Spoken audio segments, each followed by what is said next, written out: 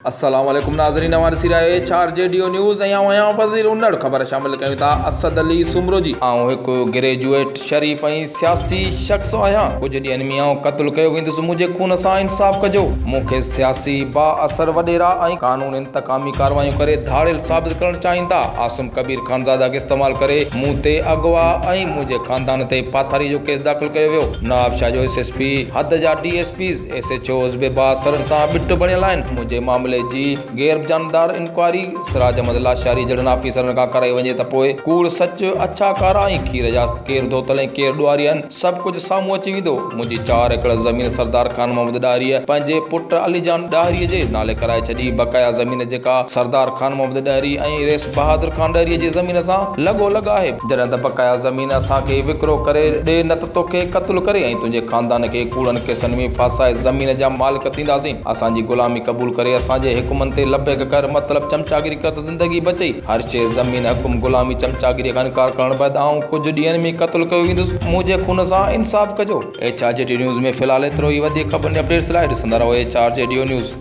बिस्मिल्लाहिर्रहमानिर्रहीम। जीअं त मां नाले अयाज़ अहमद वलद गुलाम रसूल पीरज़ादो, वेठल शहर दौलतपुर, मुंहिंजो अर्ज़ु आहे त 2009 खां वठी आसिम कबीर खानज़ादा, सरदार खान मोहम्मद ॾाहिरी मौजूदा MPA, डॉक्टर बहादुर ॾाहिरी जे तरफ़ां मुसलसल कूड़नि केसनि जो मूंखे सामनो आहे, जंहिंमें मां, मुंहिंजा भाइर, मुंहिंजो वालिद साहब, मुंहिंजा फैमिली मेंबर 2009 खां वठी 2011 ताईं मुसलसल केसनि में लोड़ींदा अचूं पिया, जंहिंजे लाइ इंक्वायरीअ जे लाइ मां मुख़्तलिफ़ इदारनि खे दरख़्वास्तूं बि ॾिनियूं आहिनि, पर फ़िलहाल हिन महिल ताईं को बि नोटिस न वरितो वियो आहे।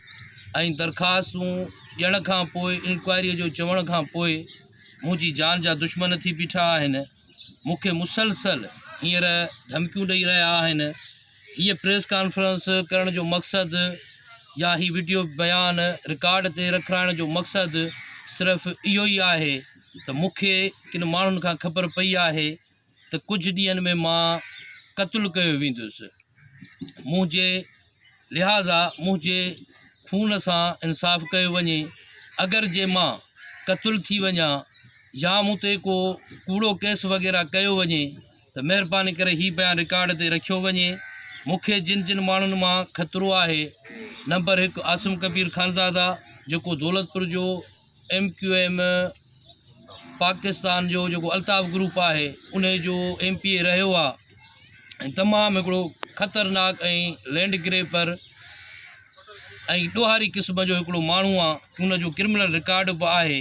ऐं ॿियो उन जो पुटु आहे सरमद आसिम, उन जे तरफ़ां मूंखे थ्रेड आहे।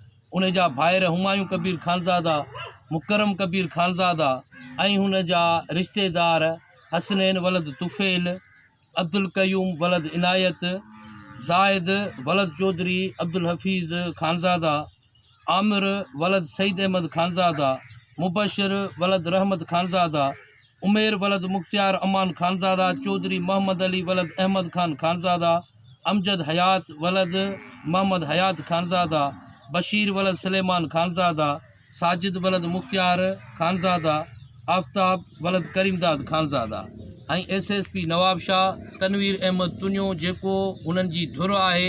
ऐं जेके मूं ते कूड़ा केस थिया आहिनि उन्हनि में बिल्कुलु उन्हनि सां 100% जेको आहे सो ॿांह ॿेली आहे।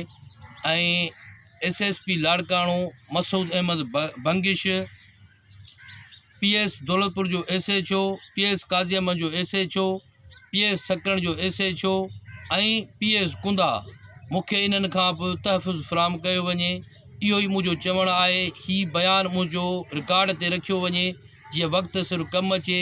मूं वटि जेके बि इन मामलनि जा सबूत आहिनि, जेको मूं ते कूड़ो केस 2017 में दाख़िल करे बोगस क़िस्म जो हिकिड़ो फ़ैसिलो कयो वियो सरदार अयूब खान रिंद जे सरपंचे में, जंहिंमें मुंहिंजी 4 एकड़ ज़मीन सरदार खान मोहम्मद ॾाहिरी पंहिंजे पुटु अलीजान ॾाहिरीअ जे नाले ते कराई ऐं 10 लख जो चेक फ़क़ति इन ॻाल्हि जे लाइ वरितो हो त अयाज़ तमामु ॾुखियो माण्हू आहे ऐं असांजे ख़िलाफ़ु वरी इदारनि में वेंदो असांजे लाइ मुसीबत कंदो, इंक्वायरियूं कराईंदो।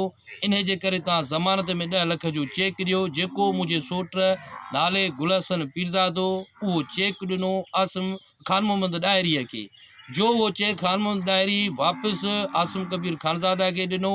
पुलिस खे इस्तेमालु करे 600 बोरियूं कूड़ियूं कलर जूं उहो चेन में FIR में दौलतपुर थाणे ते FIR कटे उन में लिखाराए 2 साल केस हलण खां पोइ मुंहिंजे सोट गुलहसन पीरज़ादा खे हाणे जेको आहे सो 8 ॾींहंनि जी ॻाल्हि आहे सज़ा ॾिनी वई आहे, जेको हिन वक़्तु बि नवाबशाह जेल में क़ैद आहे।